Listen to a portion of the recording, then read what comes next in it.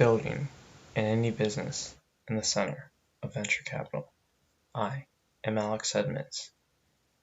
People on the internet call me SupremeRumHam, and this is the Building an Indie Business podcast.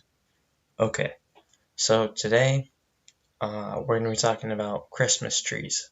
I'll be going over the Christmas tree life cycle, meaning what it takes a Christmas tree farm to grow a Christmas tree, in terms of like cost and the process of it. And then I'm going to be discussing how the Christmas trees are sold, the revenue, what they do with unsold Christmas trees, revenue reducers, some revenue ideas that I can have that a Christmas tree farm could use, maybe. The Rockefeller Center Christmas tree, which is a big thing in New York if you're not from the US. My opinion. And this week I'm going to be taking advantage of the fact that what you hear on the podcast is really a rough draft of an article that I will write or a blog post. So I'm going to be talking about where I can expand, and you might hear a part 2 of this episode of the stuff that you can all, part 2 of like the content that I might write about. Okay, so let's get into it. There are many types of Christmas trees, and the five most common Christmas trees are Fraser fir, Scotch fir, balsam fir, white pine, and Norway spruce. Okay, so the Christmas tree life cycle. Okay, so a tree starts out as a seed, and that seed starts out at a nursery, and the nursery grows the tree for 3 or 4 years, and then it's a little stump. It's maybe like 2 to 3 feet, maybe a foot, let's just say a foot, and that stump gets sold to the Christmas tree farm, and the Christmas tree farm buys a stump for 35 cents, and they buy 200 of them per acre, right? So if you have 5 acres, you're buying 1,000 stumps, and then you plant those stumps into the ground on your farm, and then you have to grow the tree, you have to maintain it, right? So that includes water, very much so, and you're going to be growing this tree for let's say 7 to 8 years. So the Christmas tree life cycle is 12 years. Okay, so you water a Christmas tree by how old it is. The older a tree gets, the more water it will need. So the first year and the second year, you're going to water a Christmas tree 1 acre inch. Okay. Then years 3 and 4, you're going to do 4 acre inches. And then year 5, you're going to do 10 acre inches. Then year 6 and 7, you're going to do 18 acre inches. And year 8, you're going to do over 18 acre inches. Okay. And now, this is like the standard Christmas tree life cycle right here. You'll learn in the Rockefeller section that people have Christmas trees for more than 8 years in the ground. Okay, but like a standard Christmas tree farm, that's like a 10-year range, right? And the whole cycle itself is like 12 years. So from seed to in your house, it's about 12 years. Okay. So then there's the land, right? And the land, the cost of the land itself is very variable. It depends on the location. A farm here in Santa Cruz, California will cost more than a farm in Michigan, just because in property, the property industry, they have the saying location, location, location. A lot more people want to live in Santa Cruz than in Michigan. I'm sorry, Michigan. I'm sorry, Ross. Shout out to Ross, who is a valued member of the building and indie business community. Okay. And he lives in Michigan. Okay. Then there's the labor, right?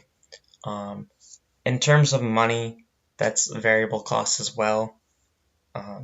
It depends on the skill of the person and the location of the farm, because there's different rates for different things, right? But in terms of actual like tasks, they have to shape the tree. So when I say shape the tree, usually a tree like the leaves and the pine needles, that goes down, right? But for a Christmas tree, people want to put ornaments on the tree. So the people on the farm, they have to shape it up, right? So that when you hang the ornament, it doesn't immediately fall off. Yeah. And then there's also harvesting the tree. You only need to do this in certain situations. If you have there's certain situations in terms of selling that you need to harvest the tree, but it's not always the case. Then you have to bale and transport.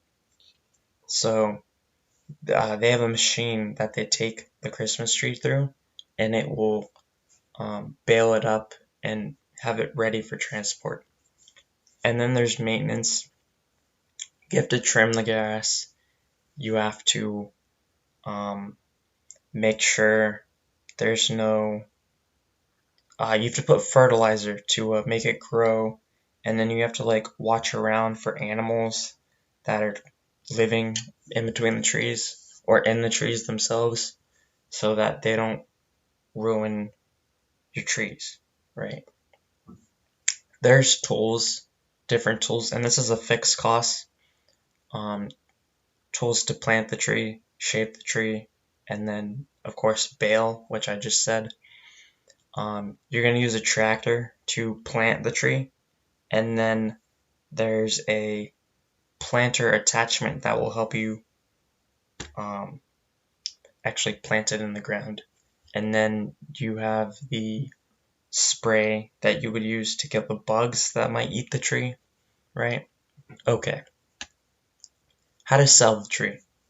There's wholesale, and the wholesale is when a company approaches the farm and says, hey, you have a nice number of trees that are about 6 to 7 years old, maybe 5 to 6 years old, let's just say. In 3 years, we would like to buy these trees for whatever, for our department store, so we can sell your trees. And so they'll pay you $20 a tree, and then you'll be able to fund your farm and fund the growth of that. So yeah, that's wholesale. And then there's pick and cut. And what pick and cut is when you have people come to the farm and cut the tree down themselves. The catch with the pick and cut is that you really have to maintain the farm so that people can walk through. You have to mow the lawn. Just make sure the grass is cut, right? And then you have to assist these people, because there's going to be like some guy like my size trying to cut this 8-foot tree by himself. Like, that's not going to work out. So you have to have extra people to help customers cut things down, right? And then there's going to be people that want their kids to be cutting the tree, and you want to just keep an eye on that, right? And then finally, the third way is retail, which is starting your own lot, selling full-grown trees. And I think this is the riskiest. And I will get into that later. Okay, then there's revenue, because this is the podcast for revenue research, right? So the price of a tree depends on the size and the type. The larger a tree is, the more money it can be sold for. But the problem is that different trees have different needs. So if you're putting a lot of water into this tree and it's 10 feet tall, you've spent more money on the tree. So your profit margin will be it'll be about even, right? Yeah. And then also, in terms of revenue, the Christmas tree farm might also make wreaths, REATHES, like the little circle things that you put on your door. They take like chunks and scraps of trees and they put on a wire. They put them on a wire and then they sell those, right? I saw a house with like 5 of them this year. Yeah. All right. So the Christmas season is over. It's January. No one wants their Christmas tree. You're done with them. They're at the side of the road waiting to be picked up by the trash man. What can you do with the ones that are left over that you didn't sell? All right. So some Christmas tree farms, they turn them into mulch and then they literally feed them to the other trees to help them grow. Another option is to sell the unsold trees to zoos, and the zoo will give the Christmas tree, cut up, of course, to the animals for food. I thought those were the 2 most interesting ones. Revenue reducers. Artificial trees. Sales of, although artificial trees cut into the revenue of a Christmas tree farm, because people who buy artificial trees aren't continuing to go back to the farm. These sales of artificial Christmas trees has been going down since 2007, right? And then another revenue reducer is pests and animals. So like when a pest eats up a Christmas tree and it can't be sold, that's money that you've lost, right? Because you've put time and effort into growing that tree and then it gets cut and eaten, right? You can't sell it. And then there's also animals, like if a bird makes a nest in the tree and then like is pecking at the tree for food, you can't sell that tree, right? Okay. Revenue ideas. So when I started looking up Christmas trees and like the life cycle, what first came up is like how to maintain the Christmas tree through the Christmas season. So if you like buy it in November, how to make it last till December 25th. And that gave me the idea to like sell a Christmas tree maintenance kit.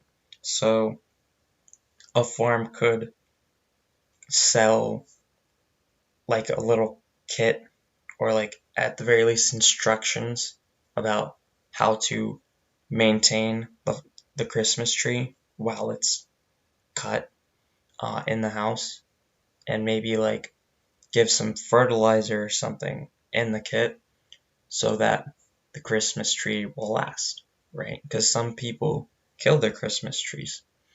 Yeah. And then for the pick and cut options, I thought about like turning it into an experience, right? A whole experience. Besides like getting the tree cut, you can add some things like maybe sell hot chocolate, add some cardboard cutouts to take pictures with.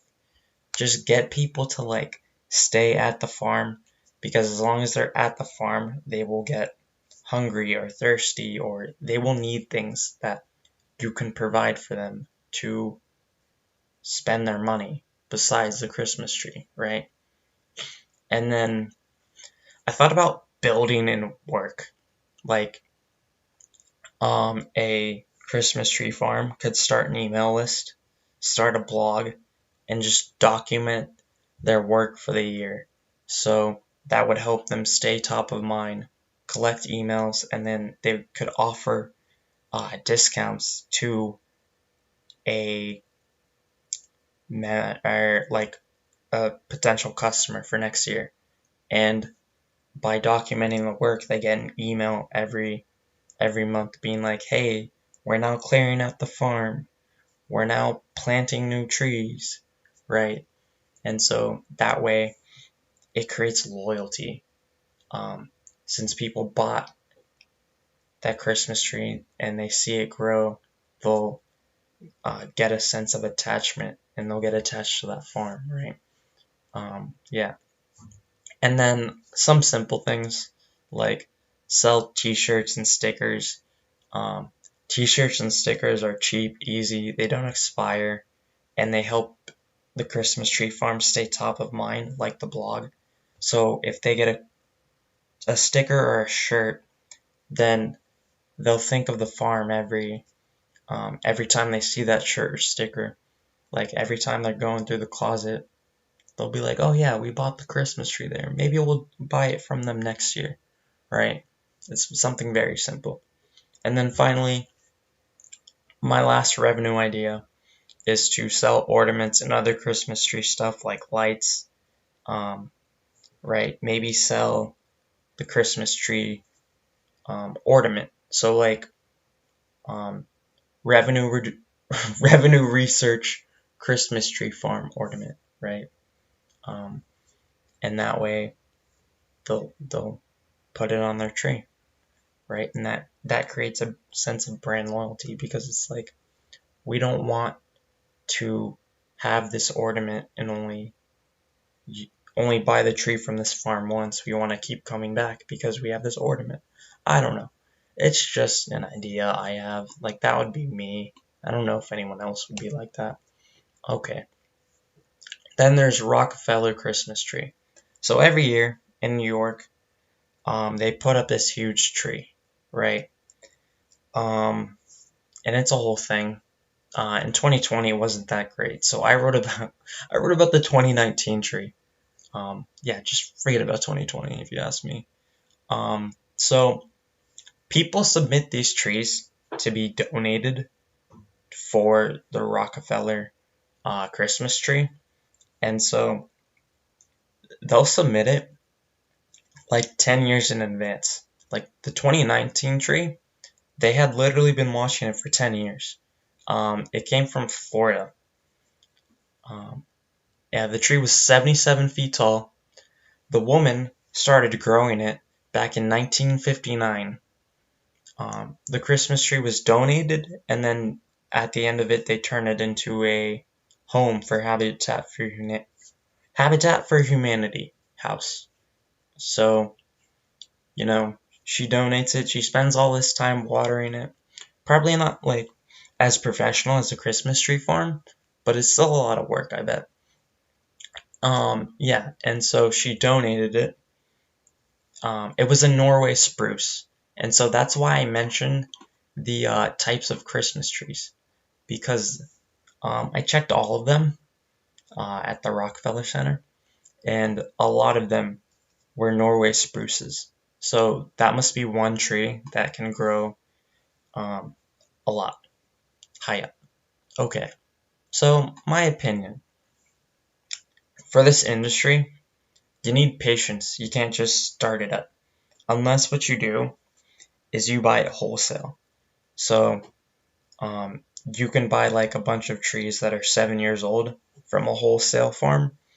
And then like right now, you could do that right now in January. Just say, hey, I want to buy some of your 7-year-old trees for next year. And that way you get a discount. And then if you want to come in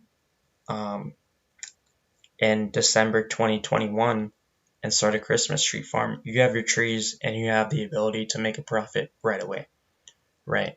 But if you want to start a Christmas tree farm from scratch, you need patience. So that's one thing.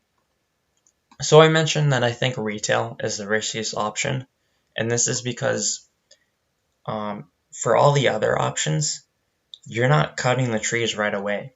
So a retail store is starting your own lot. So you cut the trees from the farm, and then you have like your little plot of land, and you're selling fully grown trees. So with the other options, you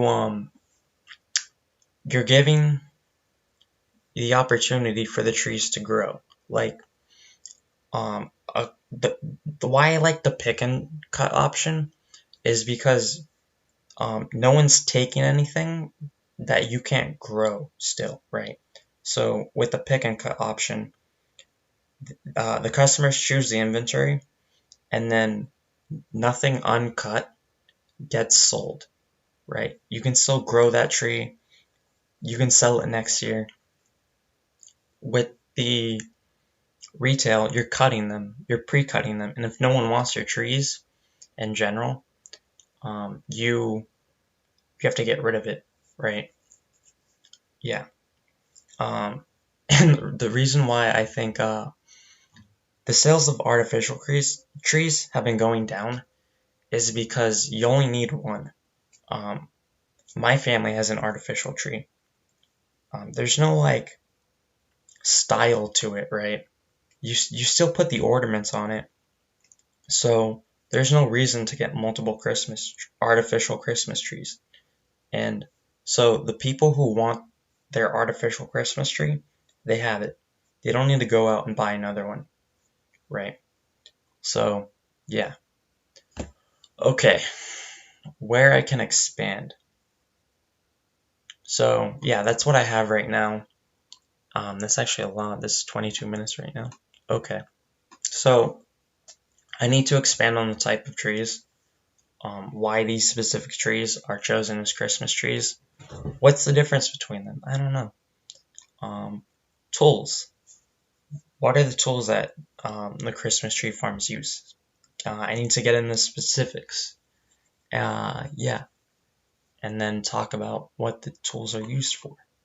Then I talk about maintenance a little bit in this episode. I could talk about what the maintenance is. I know it's greening, which is like making the Christmas tree look green because it loses color. So they like spray paint on it. Then there's trimming. I could go into more detail about how it's trimmed, some other maintenance stuff, and then talk about the money that's involved with that, of course. Same with the tools, how much tools cost. I was told to talk about Rockefeller a little more, how they get it in, like what's the cost of it, what's the cost to get it out. They put lights on it, so how much does it cost to put the lights on? How much do the actual lights cost? I need to go a little bit more into my opinion, maybe expand on it, get more opinions about the industry. It's kind of hard because it's like Christmas trees. It's not like other things that I don't know. It's just weird. I have to develop it more. And then I also thought about the lifetime value of a customer. What is the lifetime value of a customer for a farm? Like, I'm talking about people coming back. Do they come back? Or is it common to have like churn in the Christmas tree industry? Like, are you seeing families grow up like coming to one farm, or do you have options? But I don't, because it depends on how big the area is. Like, I know here in the Bay Area, you can't, like, there are multiple Christmas tree like pick and cuts, right? So if you don't like the tree for the year you got, so like if you don't like your 2020 tree, you're probably gonna go to a different place next year. But are you actually gonna remember that you didn't like the Christmas tree from last year? So I don't know. Okay. Thank you for listening. Have a nice day. Bye.